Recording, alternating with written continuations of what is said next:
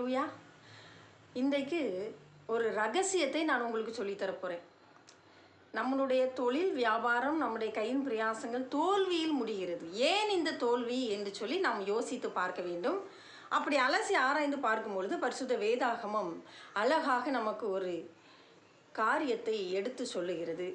சங்கீத புஸ்தகம் 43ஆம் அதிகாரம் வசனம் 1, தேவனே நீர் என் நியாயத்தை விசாரித்து பக்தி இல்லாத ஜாதியாரோடு எனக்காக வழக்காடி சூதும் அநியாயமான மனுஷனுக்கு என்னை தப்புவியும்.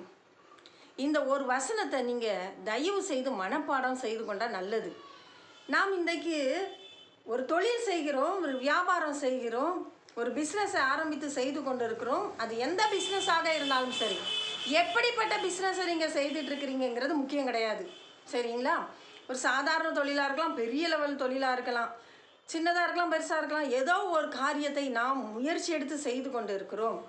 அதில் நமக்கு தோல்வி, நஷ்டத்திற்கு மேலே நஷ்டம், வேதனை, வலி எவ்வளோ அனுபவிச்சுட்ருக்குறோம். அதுக்கெல்லாம் யார் காரணம் நினைக்கிறீங்க? ஒரு குடும்ப பெண்ணாகி உங்களுக்கும் கூட நான் சொல்லுகிற ஒரு அட்வைஸ் அதுதான்.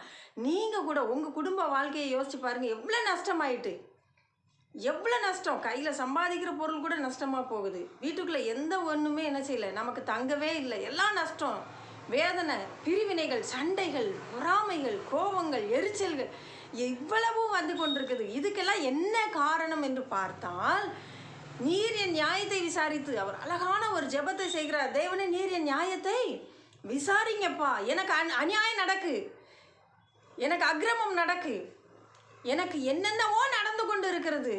என் நியாயத்தை விசாரிக்க யாருமே இல்லை, நீர் என் நியாயத்தை விசாரிக்கணும்னு சொல்லி அருமையான ஒரு வார்த்தையை ஆரம்பிக்கிறார். அது மாத்திரம் இல்லை, பக்தி இல்லாத ஜாதியாரோடு எனக்காக வழக்காடி.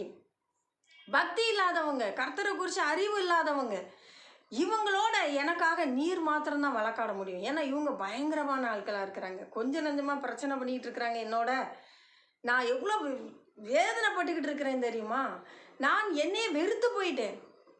எதுக்கு இதை வேண்டாம், இதை நம்ம விட்டுட்டு ஓடிடலாமாங்கிற அளவுக்கு வேதனை, வலி, துக்கம் என்னால் தாங்க முடியலை என்று சொல்லி புலம்பிக் கொண்டிருக்கிற அன்பு மகளே, இந்த வார்த்தையை கேளுங்க. பக்தி இல்லாத ஜாதியாரோடு எனக்காக வழக்காடி. இந்த பக்தி இல்லாத ஜாதியாரோடு எனக்காக என்ன செய்யுங்க? வழக்காடுங்க கர்த்தாவே. இந்த ஜெபம் பண்ண ஆயத்தமாக இருக்கணும். நாம் சூதும் அநியாயமான மனுஷனுக்கு என்னை தப்புவியும். சூது அநியாயம், சூது அநியாயம், சூது அநியாயம், சூது அநியாயம். சூதுன்னா என்னன்னு தெரியுதா? பயங்கர சூது உள்ளவங்க வெளியில் காட்ட மாட்டாங்க. வெளியில் அவங்கள பார்த்தா எப்போ இவங்கள போல நல்லவங்க உலகத்திலே கிடையாதுங்கிற மாதிரி நான் ஆக்ஷன், அப்படியே ஆக்ஷன் கிங்கு தான் அவங்களாம். அநியாயம் பண்ணுவாங்க. சூது வந்துட்டாலே அநியாயம் தன்னால் நடக்கும். அவங்க சூதுக்காரங்களாக இருந்தா, சூதுன்னா தெரியுதா? அதான் அதான் உங்களுக்கு நடந்துட்டுருக்க. அப்புறம் தெரியாமல் எப்படி இருக்கும்? இந்த சூது செய்கிறவங்க அநியாயம் செய்ய ஒரு நாளும் கவலைப்படவே மாட்டாங்க. அவங்க அவங்க அநியாயத்துக்கு மேலே அநியாயம் செய்வாங்க. அந்த அநியாயத்தினால நியாயம் செய்கிற உங்கள் நியாயம் எடுபடாமே போயிடும். சில சமயங்களில் கோர்ட்டுக்கு போனால் கூட எடுபடாது. ஜட்ஜி ஒரு தீர்ப்பு எழுதிக்கிட்டு இருப்பார். அவரை பார்த்து நீங்கள் சொல்ல வேண்டியது, ஐயா இது அநியாயம். ஆமாம் அநியாயம் தான், என்ன பண்ணுறது? இதெல்லாம் நடக்காமல் இருப்பதற்காக நாம் இப்படி ஜெபிக்க வேண்டியது இருக்கிறது. முதலாவது என்ன சொல்லணும்? நீர் என் நியாயத்தை விசாரிங்கப்பா. என் நியாயத்தை விசாரிங்க. எனக்கு இங்கே நியாயம் இல்லாமல் போயிடுச்சு, அநியாயம் நடக்கு. என் நியாயத்தை நீங்கள் விசாரிக்கணும். எனக்கு இந்த துன்பம் வரவே கூடாது, எனக்கு இந்த கஷ்டம் வேண்டாம், எதனால் இப்படி நடக்குன்னு எனக்கு விசாரிங்க என்று சொல்லி நீங்கள் கேளுங்க. ரெண்டாவது, என்னோடு வழக்காடுகிறவர்களுக்கு சூதும் அநியாயமான மனுஷருக்கு என்ன தப்புவியும். என் கூட வழக்காடுகிறவர்களோடு நீர் வழக்காடணும். ஆண்டவரே, எனக்கு வழக்காடனா நான் லாயர் வைக்க விரும்பலை, மனுஷால கூட்டிகிட்டு வர நான் விரும்பலை. யாரோ ஒரு மனுஷரை நான் கூட்டிகிட்டு வந்து இது அவங்களுக்கு முன்னாடி நிப்பாட்டி எனக்கு நியாயம் பேசிடுவாங்கன்னு நான் நினைக்கல. எனக்கு வழக்காடுகிறவர் நீர் மாத்திரமே. இன்னைக்கு எனக்காக வழக்காடணும். கேட்கலாமா? இன்றைக்கு எனக்காக நீர் வழக்காடணும். எனக்கு வழக்கு தொடுத்து வச்சுருக்கிறாங்க, என்ன கோர்ட்டில் நிறுத்தி வச்சுருக்கிறாங்க. இந்த கோர்ட், இந்த ஜட்ஜுக்கெல்லாம் நான் என்ன செய்யலை, பயப்படலை. இந்த கேஸு கோர்ட்டுக்கு போயிருக்குங்கிறதுக்காக நான் பயப்படலப்பா. அங்கேருந்து தீர்ப்பு வரணும்னு நான் எதிர்பார்க்கலப்பா. ஜட்ஜி வாயிலிருந்து எனக்கு ஒரு நல்ல தீர்ப்பு வந்துடட்டும் நான் எதிர்பார்க்கலப்பா. எனக்காக வழக்காடுவர்களோடு நீங்கள் வழக்காடி நீங்கள் எனக்கு ஒரு தீர்ப்பு எழுதுங்கன்னு சொல்லி கேட்கணும். சரிங்களா? அந்த ஜட்ஜு இல்லை நமக்கு எதிர்மறையான தீர்ப்பு எழுதி கையெழுத்து போட்டிருந்தாலும் கர்த்தர் அந்த தீர்ப்பை மாற்ற வல்லவராக இருக்கிறார். ஹல்லேலூயா. விசுவாசிக்கிறீங்களா? எத்தனை பேர் இதை விசுவாசிக்கிறீங்க? நீங்கள் விசுவாசித்தா தேவனுடைய மகிமையை காண்பீங்க என்று சொல்லி சொல்லப்பட்டு இருக்கிறது.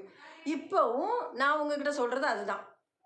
தேவனாகிய கர்த்தர் உங்களோடு வழக்காடுகிறவர்களோட வழக்காடுகிற தேவனாக இருக்கிறார். ஹல்லேலூயா. நீங்கள் இதில் நான் தோத்துட்டேனே, என் வாழ்க்கையில் நான் இப்படிலாம் வரும்னு நினச்சி கூட பார்க்கலையே, நான் நினைக்காத எதோ நடந்துக்கிட்டு இருக்கேன்னு சொல்லி நீங்கள் வேதனைப்பட்டு கொண்டு இருக்கிறீங்க. நீங்கள் நினைக்காதது நடந்துட்டே இப்படி ஒரு தீர்ப்பு வரும்னு நான் நினைக்கலையே, எனக்கு எதிராக இப்படி அநியாயம் நடக்கும்னு நான் நினைக்கலையே, இப்படியெல்லாம் நடந்துட்டேன்னு சொல்லி நீங்கள் வேதனைப்பட்டுக்கிட்டு இருக்கிறீங்க. நீங்கள் என்ன செய்யுங்க? கர்த்தரை நோக்கி இன்றைக்கு தேவனுடைய சமூகத்தில் நாம் ஜெபிக்க போகிறோம். அது அழகான ஒரு வார்த்தை. சூதும் அநியாயம் உள்ள மனுஷனுக்கு என்னை தப்புவியும். பக்தி இல்லாத ஜாதியாரோடு, பக்தி இல்லாதவங்களுக்கு அப்படி தான் இருக்கும். பக்தி அதாவது கர்த்தர் அறிகிற அறிவே இருக்காது, தெய்வ பயமே இருக்காது. அவங்க அப்படி தான் இருப்பாங்க. அவங்களோட வழக்காடுங்கப்பா. ஏன்னா அவங்களுக்கு இருதயமே கல்லாக தான் இருக்கும். அவங்களுக்கு இருதயமே கல்லாக தான் இருக்கும். அப்போ அவங்க நம்மகிட்ட வழக்குக்கு வராங்க, நாம் திருப்பிட்டு அவங்கக்கிட்ட போய் நியாயத்தை எதிர்பார்க்கவே முடியாது. நீங்கள் 100 பேரை கூட்டிகிட்டு போனாலும் நியாயத்தை எதிர்பார்க்கவே முடியாது. அவங்க அநியாயக்காரங்க, பக்தி இல்லாதவங்க, சூதும் வஞ்சனமுமா நிறைஞ்ச இருதயத்தோடு இருக்கிறவங்ககிட்ட போய்